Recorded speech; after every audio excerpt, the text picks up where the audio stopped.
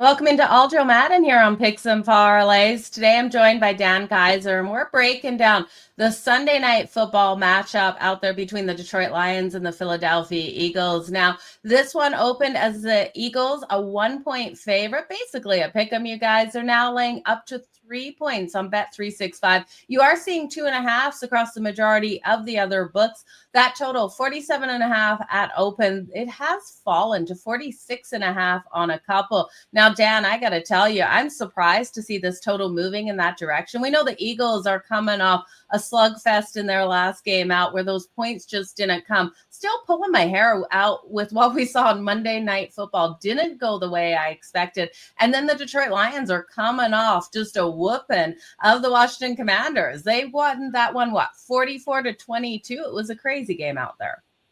Yeah, Dan Campbell taking over the offensive play calling, and I don't know how much he actually. I obviously call plays, but there's lots of stuff out there that was collaborative efforts. I don't know how much that was all on him, but if you look at that drive in the second half, when basically all they did was throw the ball to Jameson Williams, and he scores.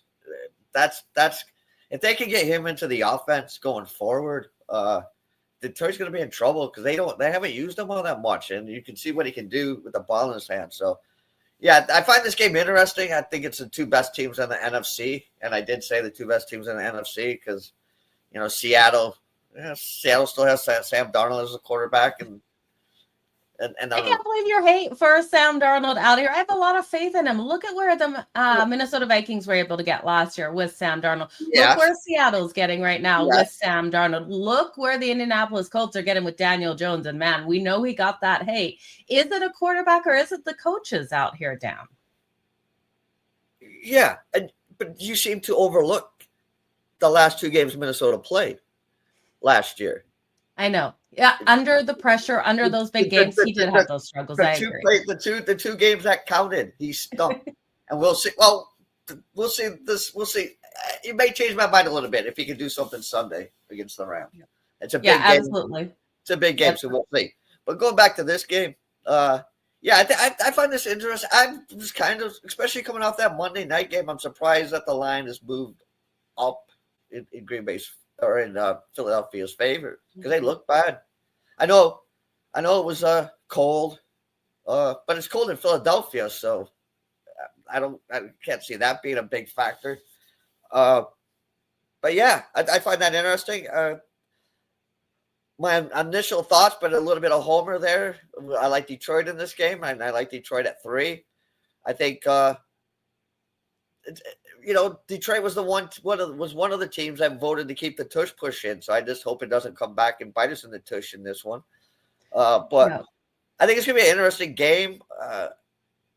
There's a lot of talk coming out of Philadelphia that last play on 4th down wasn't supposed to, at the end of the Packers game, wasn't supposed to be the play. Yeah. Hurts and A.J. Brown basically went rogue again. So, and I remember this Eagles team a couple of years ago start out 10-1 and losing the rest of the games. So they're good. They're a good team. The defense is great. The offensive line is going to have to block and keep Goff protected in this one. I think they will. I think they'll draw up a good game plan to get the ball out of Goff's hands quick. They've got the weapons to do it with the wide receivers, their tight ends, their running backs. I think it's going to be a very interesting game. My initial thoughts on the total would be the over. But Detroit, especially this year, and maybe it'll change with the new play calling, but it seems like Detroit this year has been feast or famine on the offense. They have some really great games as we've seen against the Bears, we saw last week, but then they have games where the offense just isn't clicking. And I think that's why you saw the kind of a change in the way the play calling's been. But yeah, I think it's going to be a good Sunday night matchup here. I think it's going to be a good game, and I really hope we have a great Sunday night matchup because I tell you that Monday Night Football game, the Packers versus the Eagles, Dan, I love defensive football, but even that one was just too much for me. I got bored of that game. I ended up, in all honesty, you guys, I turned off the game. I put on a Netflix show and started cleaning my house because I couldn't watch it anymore. And I think part of it was the frustration, right? My Yeah, money was on a big game. I had player props. right. I had sacks, and some of those sacks came in and they did cash. But I had player props, I had parlays, I had the over. I had a big game out of both of those teams. And I did have the Eagles as well. So that made me happy to see, but I was so frustrated in that I put on a Netflix show. I think that is the first time all season. I've watched some stinkers out there, some absolute clunkers. And I tell you, even though that defense was just popping for both of those teams, I couldn't watch it. I don't know about you, but I'm really hoping this Sunday night football game is a lot better. Now, with Detroit being able to put up those big plays, we know Dan Campbell calling that offense. Do you think he's going to be calling the offense again, or do you think that was kind of just a statement to see what he was able to do? Maybe a little bit of locker room issues between him and his OC. I'm not sure what's going on there, Dan. To be honest, I think he'll call him for this game also. Well, he did that 2 or 3 years ago. Yeah. With was it Jeff Lynn? I think it's Jeff Lynn. I don't know if Jeff Lynn's a musician, but I think it's Jeff Lynn. But yeah, he took the play calling away from him at the end of the year and kept it for the rest of the year. And I think that's when the whole Ben Johnson move came in. So I think I think he will keep it. I don't think it helped Morton's standing 7-8 weeks into the season. He comes out and says that he hasn't used he apologized to Jahmyr and said, well, I haven't been getting the ball enough. Well, you look at, like I said, you look at that game, one drive, 3-4 straight passes to Jahmyr, and they moved down the field and scored. The kid's got talent. Obviously, he had a rocky start to his career in Detroit. Got a little bit of trouble. Then he had the stupid gambling thing. And but they signed him. They signed him to an extension. That they see something in him, and he just showed. If you get him the ball and he can do electric things, I think he'll get the ball against the Eagles here. I think this offense can. I think it's all going to come down to the offensive line. If the offensive line can block for Goff, we'll be all right. If not, it'll be like the Green Bay game, and we'll struggle. It'll be like the Minnesota game, we'll struggle. Yeah. But I think you may see a lot of 2 tight end sets in this one early, and to try to get the running game going. Yeah. Unfortunately, and I'm a Gibbs guy, so unfortunately, I think you may see more Montgomery in the backfield for blocking purposes. But then they'll find other ways to get the ball to Gibbs, and that guy's electric also. So we got that's like for once in Detroit since Barry Sanders, we got some guys that can do some electric things with the ball. So I'm looking forward to this game. I'm looking forward to the rest of the year. Now that we're back in first place where we should be in the NFC North. Absolutely. So looking at some of those rushing props, I love that you threw out David Montgomery in the backfield. His numbers coming in at 40.5 for the rushing yards. You guys, Jahmyr Gibbs is all the way up at 63.5. And when you look at those longest rushes, I think it's really interesting because we look at the Eagles, we look at Jalen Hurts. His rushing prop is 27.5. We know he's solid with his legs. Aiden Hutchinson's going to be putting that pressure on for Detroit. Jalen Hurts has a number of 12.5 for his longest rush. David Montgomery, 10.5. And Jahmyr Gibbs at 16.5. Now, we can't talk rushing props without looking at Saquon Barkley. 15.5, Dan. All 4 of those, I think, have every ability to go over. I do think David Montgomery will get more work as well. So if you're going in between one of them, I'd go with David Montgomery. But where would you go with the Eagles? Would you look at Barkley for his longest rush or Jalen Hurts? If I was to make a choice of that, I'd probably have to go. I don't know what Barkley's been stinking. I'd probably have to go with Barkley because I think Detroit will put either Anzalone or Jack Campbell as a spy on Hurts. Yeah, and Hurts can run the ball, but he's not Lamar Jackson fast. I think he gets his big runs because the other teams are playing man, and and watching Smith and Brown. And he gets a lot of open field. I think Detroit, and they've done it the same thing what they did with the Lamar Jackson. They'll put somebody as a spy, and so he can't get those big runs. So I think that's a little high for longest rush.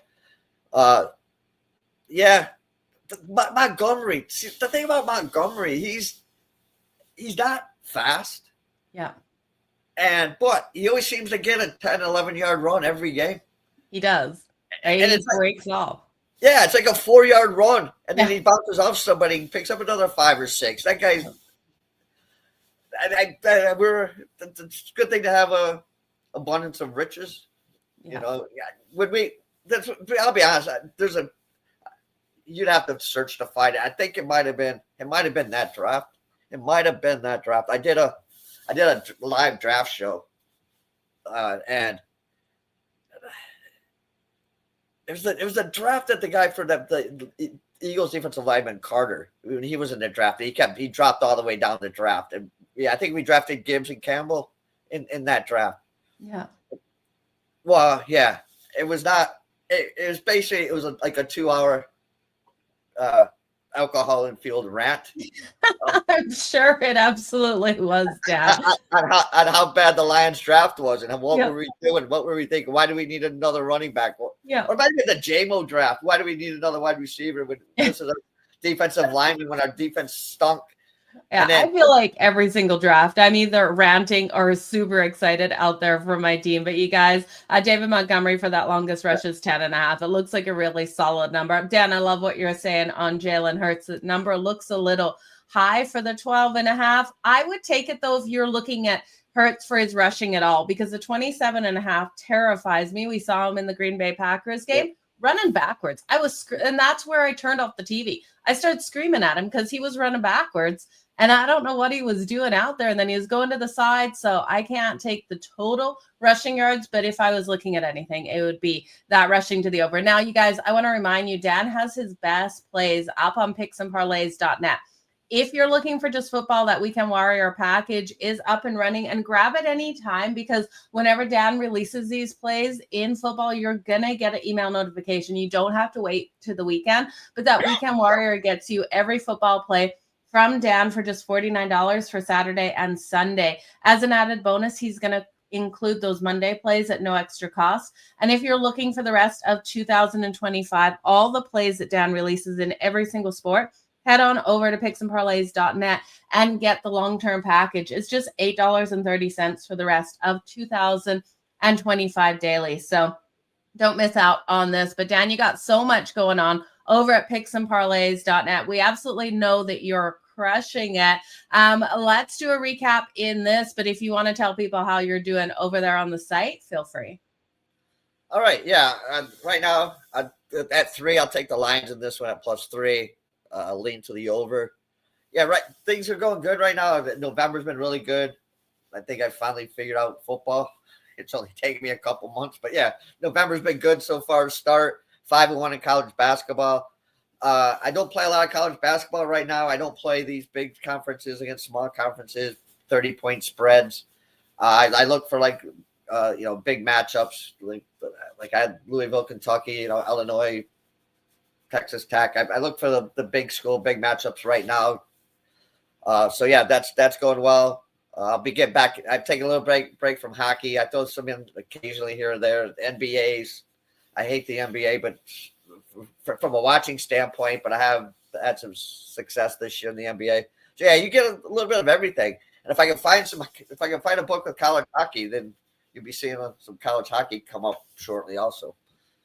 Absolutely. Well, you guys, Dan has been crushing it. So make sure you head on over to picksandparlays.net to grab those best picks. And again, remember, in this one, the Detroit Lions versus the Philadelphia Eagles, he is looking at grabbing Detroit plus the 3. Shop those lines out there. The 3s are available on a couple of those books. So Dan, all the best in all your bets. Do you have a anytime touchdown parlay for this week? I am terrified. Absolutely terrified. I took Hurts, I took Josh Jacobs, and I took Saquon Barkley. It felt like it couldn't fail down. Well, it failed miserably. We talked about it on the show last week, and the funny thing is, we said, "Well, which guy's not going to make it?" Yeah, yeah, I know. Yeah, so now I don't want to touch it. I don't want to touch a same game player prop touchdown parlay to save my life. There is no way it's not happening until these teams can show me they can put some touchdowns on the board, especially the Eagles. Man, I am staying off it. I'll do those solo anytime touchdowns because I believe Josh Jacobs, those one leg that cash and the other two just completely failed. I still can't believe Jalen Hurts didn't get 2 push-tush touchdowns on the team that tried to cancel his anytime tutty. I'm still frustrated, Dan. This is why the game went off. I don't know if you can tell I'm getting heated right now. I'm still mad about it. Yeah, they never got close enough to even try. Yeah, that's the problem with Detroit. You can't parlay Detroit players because every week it's somebody different. You know, it is. So yeah, you'd have to take those individually because, like, you can almost count Amon Ross St. Brown to get one, but then is it Gibbs or Montgomery? Sam Laporta. Yeah, like Laporta. Oh no, so do I. But I think for a lot of the season, Brock Wright had more touchdowns than Sam Laporta. So yeah, for tight ends. So yeah, it's just it's an embarrassment of riches on the offensive side for the Lions. Just if our defense can play better, but we'll see.